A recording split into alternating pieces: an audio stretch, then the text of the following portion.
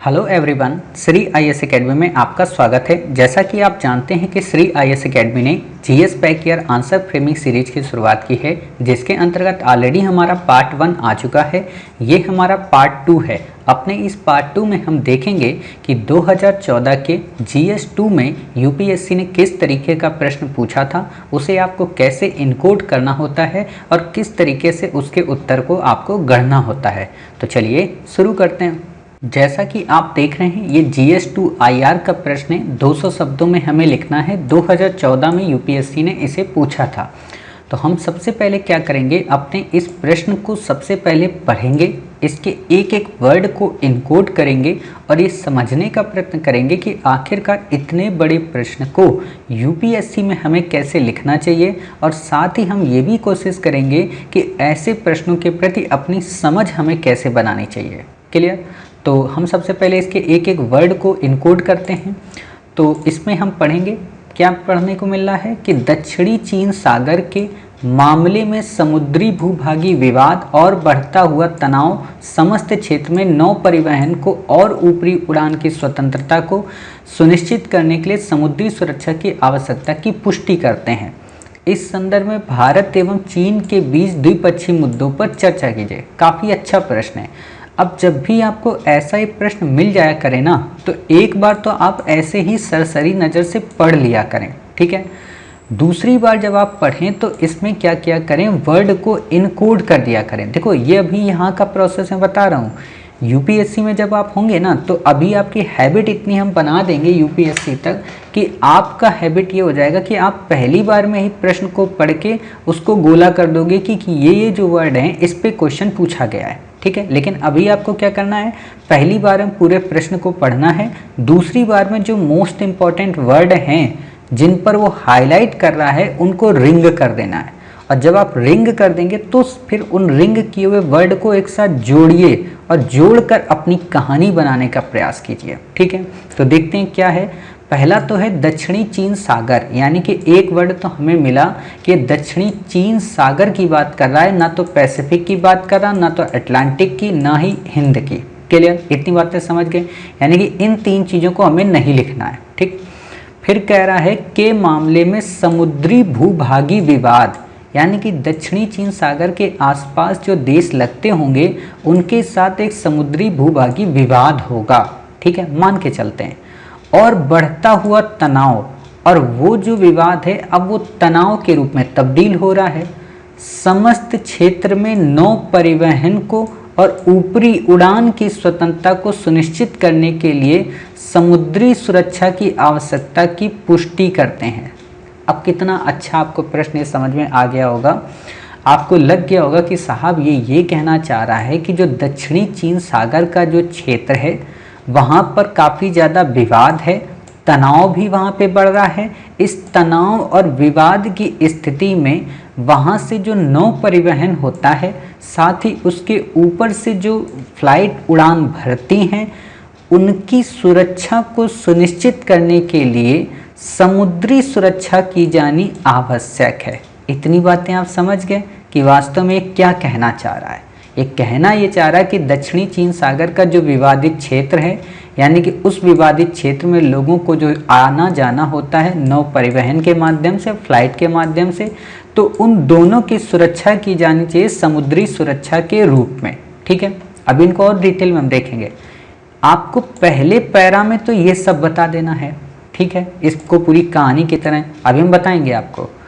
दूसरा क्या है पार्ट इसका कि इस संदर्भ में भारत व चीन के बीच द्विपक्षीय मुद्दों पर चर्चा करें। मतलब किस संबंध में, नौ परिवहन और ऊपरी उड़ान की स्वतंत्रता के संबंध में भारत और चीन के मध्य के द्विपक्षीय मुद्दों की चर्चा करें। अर्थात ये कहना चाह रहा है कि दक्षिणी चीन सागर में विवाद तो है, उस विवाद का उसके आसपास लगने वाले देशों से है, लेकिन इस विवाद की एक कड़ी में भारत भी पिस रहा है। और भारत अगर पिस रहा है तो भारत की इस पिसने की वजह को रोका जाए।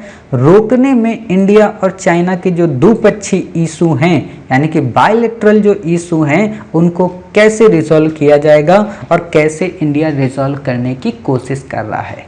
अब आपको लग रहा होगा सर ये इंडिया इतनी बड़ी दखल अंदाजी दक्षिणी चीन सागर में क्यों कर रहा है? आखिरकार इंडिया को क्या ज़रूरत है कि वो दक्षिणी चीन सागर में जाए? तो आपको पता होना चाहिए कि इंडिया का अधिकांश जो ट्रेड है, जो जापान में या साउथ ईस्ट एशिया कंट्री में या ईस्ट एशियन कंट्री में जो होता है, वो दक्षिणी चीन सागर के रूट से ही होता है। ठीक है, साथ ही इंडिया की जो ONGC लिमिटेड है वो वियतनाम के साथ में मिलकर वहाँ पर खनन कर रही है। इसके अलावा भारत में जो लोग इधर से उधर जाते हैं उनका परिवहन भी वहीं से होता है। इंडिया की जो अधिकांश फ्लाइट हैं साउथ ईस्ट एशिया या ईस्ट एशिया की ओर जाने की, वहाँ पे भी वो उन्हीं से ऊपर से जाती हैं। तो इंडिया को ये जरूरी हो जाता है कि दक्षिणी चीन सागर की जो संप्रभुता है वो अक्षुण्ण बनी रहे, उस पर चाइना अपना प्रभुत्व स्टैब्लिश ना करे बल्कि 9 डैश लाइन को फॉलो करे। समझ गए? ये यहाँ पे बात होती है। अब आपको लगता होगा सर हमने दक्षिणी चीन सागर तो पढ़ा ही नहीं। तो पढ़ा नहीं, कोई बात नहीं, क्योंकि आपने IR नहीं पढ़ी। तो IR जब हम आपको पढ़ाएंगे तब आप वहाँ पे समझ जाइएगा कि अच्छा IR का मतलब ये होता है, ये इशू पूरा टोटल था। ठीक है, लेकिन अभी आप बस इतना देख लीजिए कि अच्छा ये साउथ चाइना सी होता है, ये एक तरीके का म्यांमार है, यहाँ पे थाईलैंड है, वियतनाम है। ठीक, वियतनाम से सीमा लगाते हुए ये जो पूरा का पूरा क्षेत्र है ये चाइना की 9 डैश लाइन है। ठीक है, चाइना कहता है कि हमारा ये पूरा का पूरा सारा क्षेत्र है और ये हम अधीन है हमारे, इसके अलावा बाहर आप लोग रहिए। ठीक है, तो इस चीज़ को लेकर ही यहाँ पे इशू बना रहता है। ठीक, ये कंट्री हैं Vietnam, Malaysia, Brunei, Philippines, Taiwan, ये लोग इशू यहाँ पे शेयर करते हैं कि भाई चाइना ये जो कह रहा है कि आधा पार्सल आइलैंड हमारा है, आधा स्कॉरबर्ग सोडोल हमारा है, स्पोर्टली हमारा है। आप देख रहे हो, ये देखो, ये जो आप इनको समझना, ये जो कलर है ना, ये क्या शो कर रहा है? ये कलर ये शो कर रहे हैं रेड वाले कि ये जो टेरिटरी छोटे छोटे आइलैंड है ना यहाँ पे, ये पूरे के पूरे चाइना के हैं। और ये स्पोर्टली है, स्पोर्टली में कुछ हिस्सा वियतनाम का है, कुछ हिस्सा मलेशिया का है, कुछ हिस्सा फिलीपींस का है, कुछ हिस्सा ताइवान का है और चाइना का भी है। समझ रहे हो? ये चीज़ें ये शो कर रही हैं यहाँ पे कलरफुल। आप ये मत समझना यहाँ डिज़ाइन बनाई गई है। तो इस चीज़ को आप समझिए। तो ये विवाद चल रहा है, तो वही बात है, विवाद है। तो सब लोग यही चाहेंगे कि चाइना अपनी यहाँ पे प्रभुता इस्टेब्लिश ना करे और चाइना साउथ चाइना सी में अपनी एक तरीके से आप कह सकते हो प्रभुत्व को इस्टेब्लिश ना करे, क्योंकि प्रभुत्व इस्टेब्लिश कर लेगा तो बाकी देशों को दिक्कत हो जाएगी। समझ गए?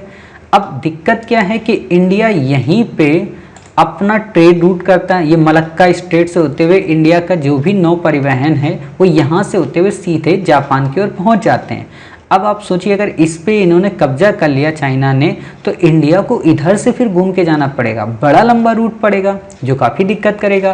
और इंडिया का काफ़ी ज़्यादा जो खनिज पदार्थ हैं, चाहे वो जापान से आने वाला कोयला हो, ये सारी चीज़ें क्या हैं, इसी रूट पर निर्भर करती हैं। साथ ही इंडिया की जो कंपनियां हैं वो वियतनाम के साथ में यहाँ पे ट्रेड कर रही हैं, या यहाँ पे एक तरीके से आप समझ सकते हो खनन उद्योग इस्टेब्लिश कर रही हैं। जो हमारी ONGC विदेश लिमिटेड है, जिसका भी हाल ही में आपने इशू सुना होगा, किसके साथ में बताइए? ईरान में। ईरान में आपने अभी सुना था ना, फील्ड को लेकर, वहाँ पे पेट्रोलियम फील्ड को लेकर इशू चल रहा है, तो उसी चीज़ को लेकर यहाँ पे भी इशू चल रहा है। तो आपको ये समझना पड़ेगा। ठीक है, बस यही पॉइंट आपको बता देने हैं, इससे आपका उत्तर हो जाएगा। अब आपको लग रहा होगा सर इसका उत्तर लिखेंगे कैसे? तो बिल्कुल सिंपल है। सामान्य तौर पर आप पहले ये बता दीजिए कि आखिरकार दक्षिणी चीन सागर जो हमने बताया अभी प्रश्न को इनकोड करके, ऐसे देखो इनकोड करते हैं, लिखना नहीं है आपको कहीं पे, लेकिन ये मैं आपको बता देता हूँ कि आपको ऐसे इनकोड करना होता है प्रश्न को, कि दक्षिणी चीन सागर की बात कह रहा, तनाव क्षेत्र की बात कह रहा, समुद्री भूभाग की बात कह रहा, विवाद किन किन चीज़ों पे, नौ परिवहन पे और ऊपरी उड़ान की स्वतंत्रता पे, और इन दोनों को सॉल्व करने के लिए समुद्री सुरक्षा की आवश्यकता की बात कर रहा है, और फिर भारत चीन के मध्य द्विपक्षीय मुद्दे बताने। यानी कि इससे ज़्यादा और इससे बाहर हमें कुछ भी इस प्रश्न में नहीं बताना है। तो अब आप लिखेंगे कैसे? सिंपल सा, पहले आप अपना सामान्य परिचय दे दें, अपना नहीं, दक्षिणी चीन सागर का, कि वास्तव में है कहाँ पे, क्या लोकेशन है, कौन कौन से देश हैं, विवाद क्यों है। तो आप बता दीजिएगा प्रशांत महासागर के पश्चिमी भाग में है, 35 लाख वर्ग किलोमीटर क्षेत्र में फैला है। चीन, Philippines, Vietnam, Brunei, Indonesia, Taiwan आदि देश इसमें पार्टिसिपेट करते हैं। और ऐसे मैप जरूर बनाइएगा। IR के प्रश्न में और ज्योग्राफी के प्रश्न में अगर आप मैप नहीं बनाते तो यकीन मानिए आपके 2 नंबर पहले के पीछे कम रहेंगे। और ये मैप बहुत जल्दी बनते हैं। आप लोग सोचते हो ना कि मैप बनाना बहुत खतरनाक काम है, हालांकि अभी हमारे पास पेंसिल नहीं है, हम आपको नहीं तो पेंसिल पे यहीं पे बना के दिखाते, बहुत जल्द हमारे पास पेंसिल आने वाली है। तो आप ऐसे किया करिए, यहाँ से ऐसे फटाक से ऐसे किया, ठीक है, ये यहाँ से ऐसे, ये इंडिया बन गया, ठीक है, देख रहे हो कितनी जल्दी बन गया। यहाँ से आपने ऐसे किया, ये आप ऐसे करते हुए, ठीक, ये ऐसे, ये आप बना दीजिए, ठीक, ये ठीक। अब आप यहाँ पे ऐसे बना दीजिए साउथ ईस्ट एशिया करके, इस जगह पे आइलैंड करके ये बना दीजिए। तो इससे क्या होगा कि एग्जामिनर को लग जाएगा कि अच्छा बच्चे को पता है कि ये देश है, यहाँ पे ये साउथ चाइना सी का एरिया है, और आपको नंबर दे देगा। और वैसे भी आप वर्ल्ड मेट्रोलॉजिकल डिपार्टमेंट में थोड़ा ना जा रहे हो, तो मैप बहुत अच्छा ही आपका बने, ठीक है। तो ऐसे आप बना देंगे तो आपका उत्तर बेहतरीन हो जाएगा। अब यहाँ पे विवाद बता दीजिए कि साहब यहाँ सागरी संसाधन अवस्थित जो द्वीप हैं, चाइना उस पर नियंत्रण करना चाहता है, जिसके पक्ष में वो 9 डैश लाइन का तर्क देता है, इसे विवादित बना देता है भारत व चीन के साथ। अब फिर बताइए उपयुक्त बातों के अलावा अब बताइए, जब आपने ये इशू दोनों बताया, देखो कितना संक्षिप्त मैंने बताया, सामान्य परिचय दिया और फिर मैंने बता दिया कि आपको ये लाइन लिखनी है। अब आपको क्या करना है, कंजंक्शन का उपयोग करते हुए नीचे तुरंत अपने दूसरे पैरा में आना है और तुरंत बता देना भारत व चीन के मध्य कौन कौन से इस संदर्भ में द्विपक्षीय मुद्दे हैं, उनको पॉइंट फॉर्म में बता दीजिए, ठीक है। कि भारत का लगभग 55% जो ट्रेड है वो दक्षिणी चीन सागर के माध्यम से होता है। अगर चाइना इस पर अधिकार कर लेगा तो ट्रेड पर नेगेटिव इम्पैक्ट पड़ेगा। हमारी जो ONGC विदेश लिमिटेड है वो वियतनाम द्वारा पेट्रोलियम खनन को पट्टा प्राप्त है उसको, यानी कि वो वहाँ से पेट्रोलियम खनन करती है, जिसका निगेटिव इम्पैक्ट इंडिया की इकोनॉमी पे पड़ेगा और साथ ही ONGC पे पड़ेगा, ठीक है। इसके अलावा भारत का जो दक्षिणी पूर्वी एशियाई है, जो हमने बताया साउथ ईस्ट एशियन जो कंट्री हैं, उनका अमेरिका के पश्चिमी तटीय क्षेत्रों यानी कि ऑस्ट्रेलिया एवं जापान के साथ हवाई तथा नौ परिवहन गतिविधियाँ भी इसी क्षेत्र से संबंधित हैं। सिंपल सी बात है ना कि ये इंडिया होता है, ठीक है, यहाँ बंगाल की खाड़ी है इस जगह पे, और यहाँ से फिर मलक्का से होते हुए हम एक तरीके से पैसिफिक में ही तो पहुँच गए। और जो ही हम पैसिफिक में पहुँचे तो एक तरीके से आपको क्या पता, आपको यही तो पता हो गया कि हम एक तरीके से अमेरिका के पश्चिमी तट पे पहुँच गए। क्लियर? तो आप ये चीज़ें समझ सकते हैं। तो यही इसने यहाँ कहा है कि जो कि प्रभावित होंगी। इससे क्या होगा कि समुद्री जो लुटेरे हैं वो और अधिक सक्रिय हो जाएंगे, जिसके चलते भारतीय नाविक जो नाव लेकर अपनी जाते हैं, नाव का मतलब बड़े बड़े जलयान, ठीक है, वो सुरक्षा के खतरे में पड़ जाएंगे। आप एक तरीके से कह सकते हो कि समुद्र के जो लुटेरे होते हैं, पायरेट्स, ठीक है। बाकी आप फिर निष्कर्ष लिख दीजिए कि भारत व अन्य देशों का मानना है कि अंतर्राष्ट्रीय नियमों का चीन पालन करे, जिससे इसकी सामुद्रिक जो स्वतंत्रता है वो यथावत बना रहे, तो आसपास के देशों की संप्रभुता भी अक्षुण्ण रह सके। ऐसा आप इसका निष्कर्ष दे देंगे, आपका उत्तर हो जाएगा। इससे ज़्यादा आपको यहाँ पे कुछ नहीं लिखना होता। क्या कि जब हम ज़्यादा यहाँ पे बहुत कुछ लिख देते हैं ना, तो उत्तर हमारा गलत हो जाता है, और गलत उत्तर UPSC को मानना नहीं है, ठीक है। तो आप ऐसा ही उत्तर लिखेंगे। आप देख रहे हो ये एरिया यहाँ पे पूरा दिया हुआ है, इशूज काफ़ी ज़्यादा न्यूज़ में चर्चा में रहता है। हम अपनी एडिटोरियल की सीरीज में इसे डिस्कस करेंगे काफ़ी अच्छे से, और IR जब आपको पढ़ाएंगे, मतलब GS 4 हमारा जब कंप्लीट हो जाएगा, तो जब हम IR पढ़ाएंगे तो वहाँ कंप्लीट कराएंगे, और अभी जब हम आपको वर्ल्ड हिस्ट्री पढ़ाएंगे ना, तो वहाँ पर भी आपका ऑलरेडी कवर हो ही जाएगा, ठीक है। तो आप इस तरीके से इस प्रश्न के उत्तर को लिखेंगे। जो पॉइंट हमने बताए इनको भाषा शैली में गढ़कर आप बेहतरीन उत्तर लिखिए, हमारे टेलीग्राम चैनल पर भेजिए। हम आपके उस उत्तर को फिर से चेक करेंगे, और चेक करने के बाद ऐसे ही हम आपको फिर से रिव्यू देंगे कि आपको अपने उत्तर में अभी इन बिंदुओं पर सुधार करने की आवश्यकता है, ठीक है। उम्मीद है आप समझ गए होंगे वास्तव में आपको इस प्रश्न का उत्तर कैसे लिखना था, किस तरीके से इनकोड करना होता है। दिखने में बड़े लगते हैं लेकिन होते बड़े सरल हैं, ठीक है। मिलते हैं फिर कुछ नए प्रश्नों के साथ, यानी कि अगले अपने पार्ट में GS 3 और GS 4 के प्रश्न के साथ। तब तक अपना ख्याल रखिए और स्वस्थ रहिए।